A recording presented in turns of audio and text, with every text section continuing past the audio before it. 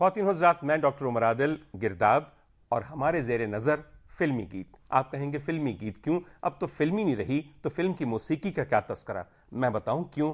آپ جو وہاں بیٹھے ہوئے ہیں، یاد ہے جب موسم ہجراں تھا تو کتنی دفعہ آپ رنجش ہی صحیح گایا کرتے تھے. اور بہن، وہ جو آپ بیٹھی ہوئی ہیں، آپ کو یاد ہے جب بڑے بھائی کی شادی ہوئی تھی تو آپ نے دیساں دا راجا کس قدر مل کے میراسنوں کے ساتھ گایا تھا. اور آج بھی جب اس گانے کو آپ سنتی ہیں تو گلا رند جاتا ہے اور اس بھائی کی یاد آتی ہے جو شاید اس طرح محبت نہیں کرتا.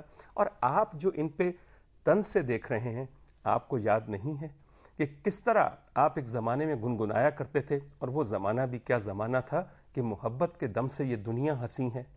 اور یہ جو آپ کی بیگم ہیں، ان سے پوچھئے گا آپ سے ملنے سے بہت پہلے انہوں نے کس کے لیے کون سے دھنوں پہ اور کون سے الفاظ پہ کیا کچھ سمجھا اور سیکھا تھا. ہم میں سے کون ہے جس کی خوشیاں، جس کی محبتیں، جس کی قربتیں، جس کی فرقتیں فلمی گیت کی دھنوں اور الفاظ پہ نہ بجی ہوں؟ بر صغیر پاک و ہند میں پچھلی پوری ایک صدی میں سب سے مقبول صنف گائکی اور صنف موسیقی یقیناً بلا شبہ فلمی گیت ہے. مگر اب ہمارے ہاں اور بر صغیر کے اس حصے میں منظرنامہ اور تناظر بالکل تبدیل ہو رہا ہے.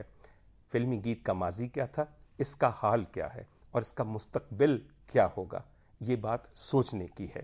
یہ محبت کا بیان ہوتا تھا. یہ مت بھولیے کہ فلمی گیت صرف ایک فلم کے سکرپٹ اور منظر نامے کا سچویشنل نیریٹو نہیں ہوتا تھا، وہ ہماری زندگیوں کے بھی مختلف سچویشنز کا غماز ہوتا تھا. اور ہم اس پہ روتے تھے، اس پہ ہنستے تھے، اس پہ ناچتے تھے اور اسی پہ بہت ساری چیزیں سہ جاتے تھے. میں ویسے بھی سمجھتا ہوں کہ جب نازک اور لطیف آوازیں کسی معاشرے سے اٹھ جائیں تو پھر بہت مہیب دھماکے اس معاشرے پہ نازل ہو جاتے ہیں. بہرطور ہم نے سوچا کہ ہم اس انتہائی مقبول ژانرا آف میوزک کے اوپر بات کرنے کے لیے اپنے ساتھ کچھ ایسے ساتھیوں کو بلائیں جن کو واقعی اس پہ بات کرنا زیبا ہے. میں سب سے پہلے تعارف کرواؤں گا جناب وزیر افضل صاحب کا. میرے پاس وہ واقعتاً، میں رسماً یہ بات نہیں کہہ رہا، وہ الفاظ نہیں ہیں، میرا منہ وہ نہیں ہے، میری وکیبلری وہ نہیں ہے جس میں اس مائسٹرو کی تعریف کی جا سکے. وزیر صاحب کا کام ان کا سب سے بڑا تعارف ہے. سر، ہم بے انتہا مشکور ہیں کہ آپ تشریف لائیں. وزیر صاحب کے ساتھ ہماری بے انتہا عزیز دوست اور بہن تشریف رکھتی ہیں محترمہ سائرہ نسیم صاحبہ. اور سائرہ وہ خوش قسمت اور نایاب لڑکی ہے جسے ہم پلے بیک وائس کہتے ہیں. وہ آواز جو مختلف چہروں کے پیچھے گونجے اور انہی کی حالت میں ڈھل جائے. یہ وہ سیال سونا ہے جسے آپ جس چیز میں ڈھال دیں دمکتا ہوا کندن بن کے پیش ہوتا ہے. افسوس صرف یہ ہے کہ اب ایسی نایاب آوازیں جن کو ہم پلے بیک وائسز کہتے ہیں، جن کی ایک زمانہ پرستش کرتا تھا، الگ ہو کے بیٹھی ہوئی ہیں، فارغ رہتی ہیں.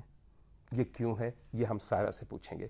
اور آخر میں میری خوش بختی اور میری سعادت، اور میری سعادت نہیں، میرے لیے یہ ایک سوغات ہے کہ امجد اسلام امجد صاحب آج ہمارے ساتھ گرداب میں موجود ہیں. اور امجد صاحب سے بہتر میرے خیال میں پچھلی کوئی نصف صدی کے اندر جو کچھ فنی دنیا میں ہوا ہے اور جو تبدیلیاں بہتر یا منفی سامنے آئی ہیں ان پہ کون زیادہ کامنٹ کرے گا؟ سر، بے انتہا مہربانی. سب سے پہلے سر، میں آپ کے وسیع تجربے کا فائدہ اٹھاتے ہوئے ایک ہلکا سا تناظر، ایک ہلکا سا بیک گراؤنڈ چاہتا ہوں کہ فلمی گیت، فلمی موسیقی، فلمی گیت نگاری کی اہمیت اب سے کچھ برس تک کیا تھی؟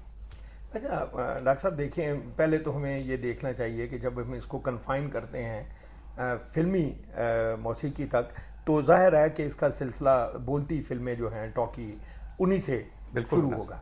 اچھا، یہ وہ زمانہ تھا جب ابھی ٹیکنالوجی اتنی ترقی نہیں کی تھی اور پلے بیک سنگنگ کے لیے جو ایکوپمنٹ چاہیے وہ موجود نہیں ہوتا تھا.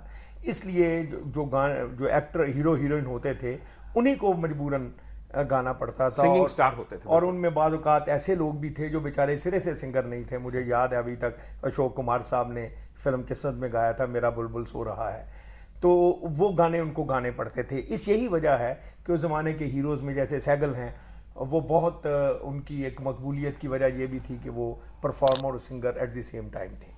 उसके बाद जब 1940s में, अर्ली 40s में आप समझ लीजिए, ये प्लेबैक सिंगिंग जो है इसको एक प्रॉपर शक्ल मिलना शुरू हुई, और उस वक्त सब कॉन्टिनेंट में ऐसी आवाज़ें हमारे सामने आईं जो आज 70 बरस गुजरने के बाद भी हमारे हाफजे में महफूज हैं, हमारे नॉस्टैल्जिया का हिस्सा हैं, और शायद हमारी ज़िंदगी के कीमती तरीन जो असासे होते हैं उनमें है। सारा बीबी किस्सा ये है, मैं पहले भी आपके तारुफ में ये बात कह चुका हूँ, ये जो प्लेबैक वॉइस थी जो कि सबसे ज़्यादा रिवर्ड, सबसे ज़्यादा मांग में एक आवाज़ होती थी, और एक प्लेबैक सिंगर तकरीबन हीरोइंस की या हीरोज़ की 7-8 नस्लों पे हावी रहती थी। आप पाकिस्तान में इसका इन्हितात देख रही हैं। मैं सिर्फ सबसे पहले ये जानना चाहता हूँ, प्लेबैक सिंगर के लिए क्या खूबियाँ चाहिए? सबसे पहले तो मैं ये कहूँगी कि आपका बहुत शुक्रिया कि आपने मुझे इस प्रोग्राम में बुलाया, क्योंकि बहुत अच्छा आपने शुरू किया आपका प्रोग्राम, ये जायज़ मकाम और इन लोगों के साथ बैठी मेरी खुशकिस्मती, बहुत बड़े लोग हैं ये। प्लेबैक सिंगिंग के लिए तो मैं तो यही कहूँगी कि एक तो सीखा पूछा बहुत ज़रूरी है कि सीखा होना चाहिए, क्यों वज़ीर साहब? और एक्सप्रेशन बहुत ज़रूरी है, उसके तलफ़ुज़ बहुत अच्छे होने। आजकल आपको पता है कि जो हमारी माशाल्लाह काफ़ी ऐसी सिंगरें आई कि जो क्योंकि हमने रेडियो पाकिस्तान में भी गाया, तो उसमें हमें तलफ़ुज़ का बड़ा, और इन लोगों की गज़लें और ये बड़े लोगों की शायरों की गज़लें गा के कुछ ये हमें मालूमात, और बड़े म्यूज़िक डायरेक्टरों के साथ काम करके ये हुआ है कि उनसे हमें ये सीखने को मिला कि तलफ़ुज़ इस तरह कहना है, ये स्टाइल करना है। ये आजकल आपको पता है कि एक कंगन लफ्ज़ है, कंगन, वो गाने में कंगन कहना, तो आजकल की सिंगर कंगन कहती है। आजकल तो यही नहीं पता किसी को कि ये क्या है, मतलब आजकल इजी हो गई सिंगिंग। हमने शुरू किया था जब मैडम जी अल्लाह जन्नत नसीब करें थी, तब हम प्लेबैक सिंगिंग, मेरा स्टार्ट प्लेबैक सिंगिंग से हुआ है। Sir, golden age of film music को जी हम गोल्डन एज ऑफ म्यूजिक भी कह सकते हैं। कौन सी सिन्फ है गायकी की या शायरी की जो उस वक्त फिल्मी गीत के कालिब में ढल नहीं रही थी? बेहतरीन गजलें, ठुमरियां, गीत। और सर, आप तो उस जमाने से हैं जिसमें कम से कम पाकिस्तान को ये शर्फ हासिल था कि बेहतरीन मूसिकार मुहैया थे। क्या दौर था और क्या अहमियत थी उस वक्त फिल्मी गीत की धुन साजी में? असल में सर बात ये थी कि पहले जो आजकल की मौसीकी है ना, मैं से कहता हूँ हेडलाइन, ये हेडलाइन है। अच्छा, जो पहले आपने कहा ना मौसीकी की सिन्फें, उस दौर में सिंगर को, म्यूजिशियन को, म्यूजिक को उसकी सिन्फें याद थी। बिल्कुल सही। कि मौसीकी की सिन्फें क्या हैं वो आपने पहले बता दिया। ठुमरी है, दादरा, कजरी, क्लासिकल, गज़ल, गीत, ये सब चीज़ें हैं, ठीक है जी। अच्छा, आजकल ये म्यूजिक चल रहा है ना, जो हमें ये नहीं पता चलता है ये मॉडर्न है, ये पॉप है, ये फोक है। ये ना तो फोक है ना ये मॉडर्न है, ये कुछ भी नहीं है ये। अब उस दौर में थे, अब देखिए कि सिंगिंग अपने गाने की स्पेलिंग नहीं बता सकता कि मैं कौन से नोट लगा रहा हूँ, कुछ सही, तो क्या बनाएगा। फिर उस दौर में ये था कि हर लोग इस काम को पहले म्यूजिक को सीखते थे कि ये है क्या है, इसके ज्वाइन क्या, कहाँ कहाँ लगने हैं। फिर ये होता था, फिर गाना राइटर लिखता था, जो आजकल नहीं है।